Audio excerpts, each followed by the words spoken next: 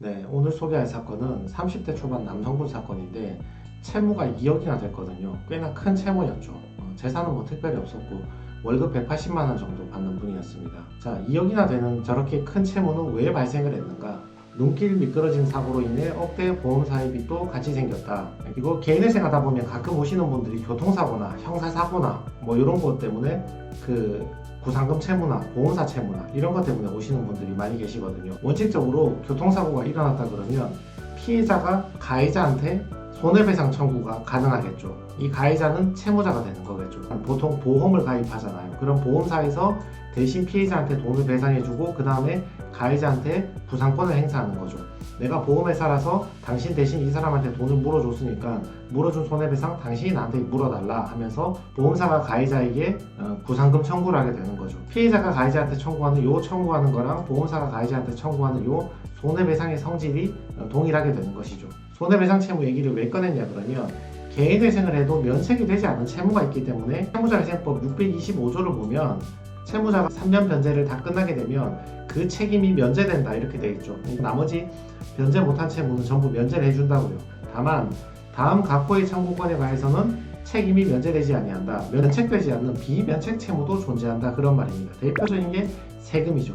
세금은 다 갚아야 됩니다. 회생을 하든 파산을 하든 아무것도 하지 않든 세금은 다 갚아야 됩니다. 그리고 4호, 5호에 보시면 고의로 불법 행위를 가해서 손해배상 채무를 지는 경우 또는 중과실로 타인의 생명 신체를 침해해서 손해배상이 발생한 경우 이 두 가지에 대해서는 또 비면책 채무로 규정을 해 두었거든요. 3호 보시면 벌금 이런 것도 나와 있죠.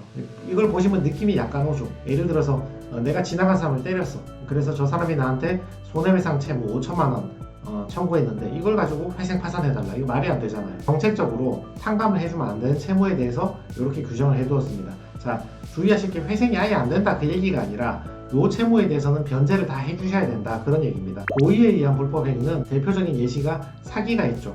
고의로 사기쳐서 저 사람이 나한테 손해배상 채권이 발생하겠죠. 그러면 나 그 손해배상 물어주기 싫은데 나 파산할게 회생할게 이거 안 된다 그 말입니다. 내가 중과실로 다른 사람의 생명 신체 이 몸을 침해했을 경우에 재산 말고요. 이때 비면책이라 했죠. 이 대표적인 예시가 교통사고죠. 내가 소주 한 3병 먹고 교통사고로 사람을 쳐버렸다. 저 사람이 중상해를 입었다.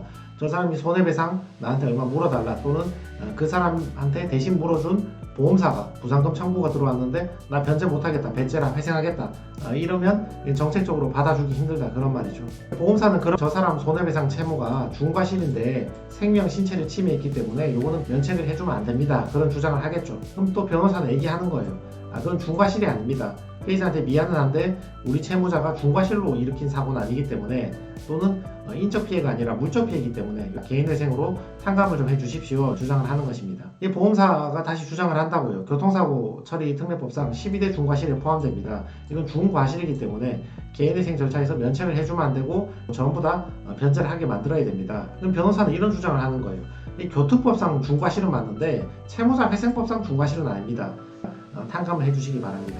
요거 약간 이해 안 되시죠? 교통법상 중과실은 맞는데 채무자 회생법상 중과실은 아니다.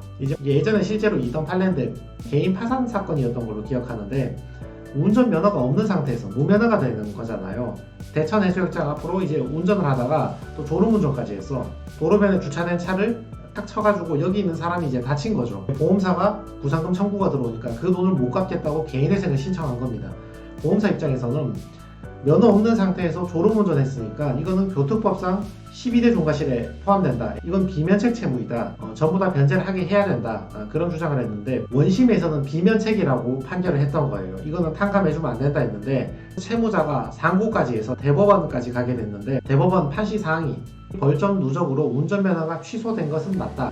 무면허인 상태는 맞았는데 그 무면허가 이 사고의 직접적인 원인은 아니었다. 인과관계가 적다 또는 없다 뭐 이런 뜻인 것 같네요. 그 사람이 단지 졸음운전하였다는 사실만으로 중대한 과실이 있다고 보기는 어렵다. 졸음운전이 중과실이 아니다 그 얘기하는 게 아니라 졸음운전이 있다는 그 사실 하나만으로 중과실로 보기는 어렵다 그 얘기를 했던 거죠. 완전 무면허하고 다르게 벌점 누적으로 면허가 잠깐 취소된 거기 때문에 그 상태가 교통사고의 직접적인 원인 인과관계가 있는 건 아니다 뭐 그런 판시를 한 것 같습니다. 근데 원심에서는 법리를 오해해가지고 면책해주지 않겠다 이렇게 판결을 내렸으니까 원심 판결을 파기하고 환송하겠다 원심에서 다시 판결해라 이렇게 판결이 나왔습니다.